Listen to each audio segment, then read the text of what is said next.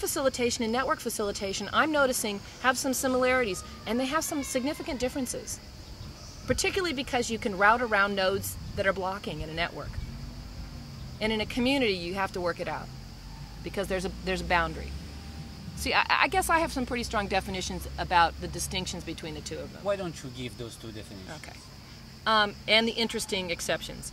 A community is a bounded group of people who care about something together and interact around that issue over time.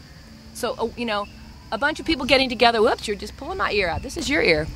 A group of people getting together once may have a fantastic interaction and may learn a lot from each other. But unless they reconvene and be that online or whatever, they're not a community. They're a group of people who had a fantastic experience together. And one of the things about the behavior of community is we give up a little bit of me in the service of the we.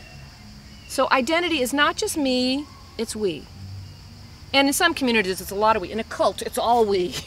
But in many of the communities in my life, I'm willing to give up some of the things I need for the greater good of the community because of the value that the community has to me. Now, a network are bunches of people with overlapping and intersecting interests. So, you know, you may be interested in milk chocolate, I'm interested in dark chocolate, I hate white chocolate, but you may have a friend who's interested in white chocolate and we're in the network of chocolate. And that's okay. But we don't have to give up our love of dark chocolate or white chocolate to be in that network. There's a tolerance for much more variability. If the white chocolate people start blocking, we'll just go someplace else. We don't need to hang out with the white chocolate people. You can route around it.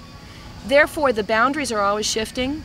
You can work around blockages, and it really drives from the idea of the individual. So, you know, whether you call it self-interest or enlightened self-interest, the reciprocity is not necessarily one-to-one. It's you give something, you get something back, but it's not necessarily equal. Yes. You know, you don't owe me a favor. We owe the network a favor, if you think of it in an altruistic standpoint. And there's very different things you can do in that community context versus the network context. And these new technologies, I feel, are really strong around network context.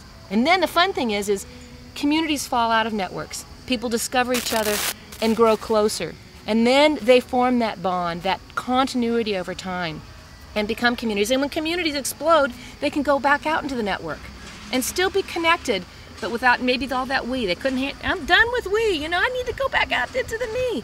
But there's still a connection. So it's this place in between networks and communities, I think, is really powerful. And I think smart marketers are discovering this.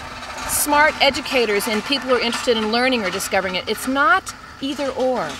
It's all those interesting spaces in between, and I think it's a really rich space.